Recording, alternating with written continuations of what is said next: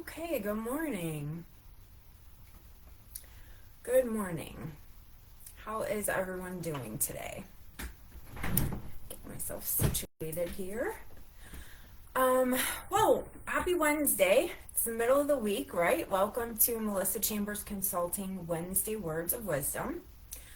Um, we are going to talk today about negative stigma. And I feel like a lot of times I try to say I'm going to be short and sweet, and then it never works out because I end up rambling on and on. Today I'm not going to say that we're going to be short and sweet. I'm still going to try, but this is a really, really important topic. There is just, if you think of the word dementia,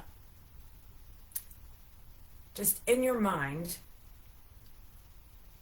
you, I bet, will not come up with a positive attitude, a positive word, a positive description.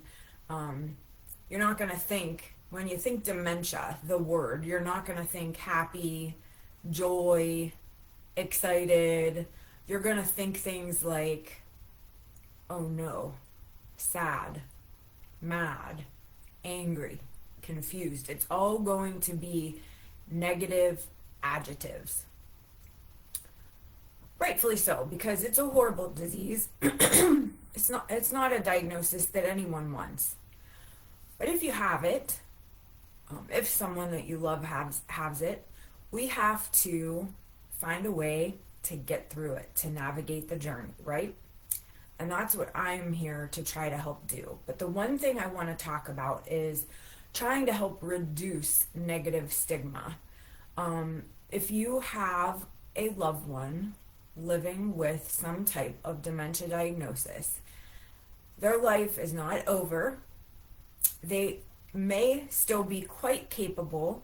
Again, I talk in generalizations because someone might be diagnosed and they might not be diagnosed until they're mid to, end stage, depending on if it's someone that never goes to the doctor or, whatever the circumstances are. Someone might be diagnosed very early on in the disease, not at a young age. I mean, just very early on in the disease, or early to mid stages. And, so everybody's different, but just because someone has been diagnosed does not mean that they are not capable.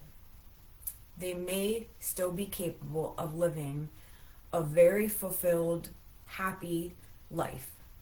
So, we need, as the caregivers, I feel like it's, sort of part of our caregiving, you know, job, duty to help them. And this may come with helping to reduce the negative stigma. So a lot of times, as soon as someone hears, oh, Susie has dementia, they stop talking to Susie and they start talking about Susie. Not in a mean way, but just like, oh, poor Susie, or oh, this, or oh, that. And we don't necessarily want that to be the case. We want people to still talk to Susie. We still want people to communicate with Susie.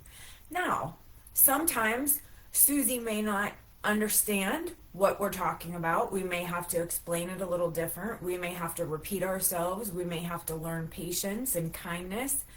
But that doesn't mean that we should stop talking directly to Susie. We should not talk around her only to her loved ones. We should still talk to Susie. Think about, if you were Susie, how would you feel if people did that to you? Okay? We don't want them to lose themselves because of this disease. We want to help try to preserve their sense of self, their sense of worth. Maybe they can no longer do the bills or drive, but they can still do the cooking and the cleaning. Or, maybe they can no longer cook, but maybe they can still do the bills. Or, whatever the case is, those are just examples. We want to make them allow them to continue doing as much as they possibly can for as long as they possibly can so they don't lose that ability. Not only so they don't lose the ability, but so they don't lose their purpose, their sense of self. Um, we don't want them to lose the part of living life, right? It's a very hard, difficult topic. One thing I want to say that there's an exception to is if it is related to healthcare, if it is at a doctor's appointment, if it is at an assessment of some sort, if it's at the hospital, whatever the case may be, we want to make sure that we are conveying the correct information. So your loved one living with some sort of dementia diagnosis may not, they may think that everything's fine. They may not have the ability to decipher or to realize that something is off with them. And so we may think, oh, well, they're in denial, or, oh, they keep insisting that they're fine. But that's not that they're being difficult. It's just that they don't think, their brain doesn't, allow them to understand that there is something wrong. So if they go to the doctor, just for an example, if they go to their regular checkup, they might tell the doctor everything's fine. If everything isn't fine, it's up to us to, you know, interject and say, well, I have noticed this, or, well, I think this. And if you feel like you can't do that in front of your loved one, whatever the case may be, find a way to, get that information to the healthcare providers, whether it's a note, a checklist, whatever the case may be. I do have some forms on the website, melissachambersconsulting.com, under the resource section. If you just scroll down, there are some forms there that may be helpful. But we definitely want to interject and make sure that the correct information is being conveyed to the healthcare professionals. So that would be the one time where I would, that pops in my mind, that I would say, if our loved ones living with the diagnosis is giving incorrect information, we definitely would want to make sure that we are conveying the correct information. But otherwise, if they're just having a conversation with a friend or a loved one, or you as their, as their main caregiver, and they say something that's not quite right, or they're repeating themselves, it's okay. It's not hurting anyone. It's fine for them to do that. Just allow them. Try your best to allow them to continue doing that.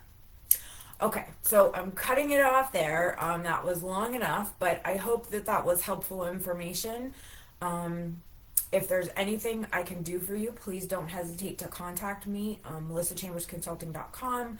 Our phone number, email that is there. You can call, text, email, whatever works best for you, and we're happy to help. So I hope you have a great week, and I'll see you next week. Bye.